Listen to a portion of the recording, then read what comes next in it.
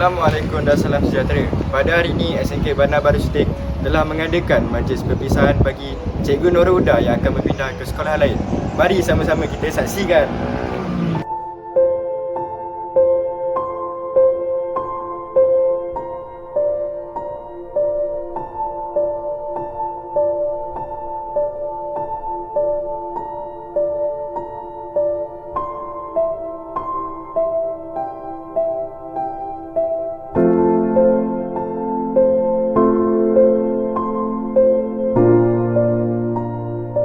Untuk memberikan ucapan, saya pun tak tahu kenapa.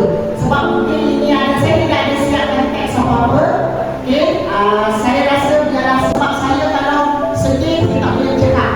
Okay? Cakap buruk bermakna. Orang kata. Okay? Jadi saya ringkaskan saja.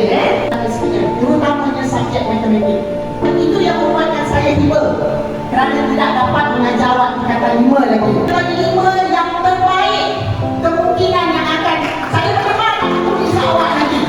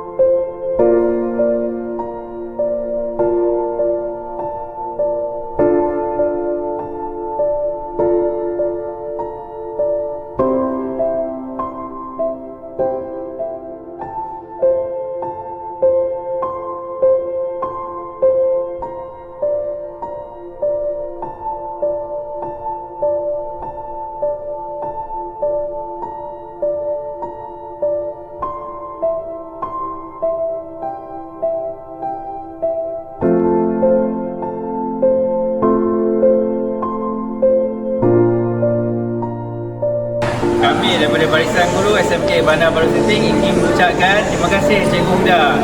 Okey, selamat tinggal. Terima kasih, Cikgu. Terima kasih Cikgu.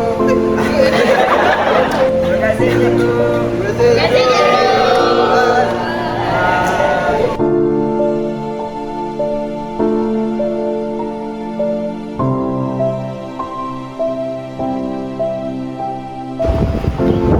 Saya Muhammad Hafizuddin melaporkan untuk Kelas Tech TV, TV PSS SMK Bandar Baru City.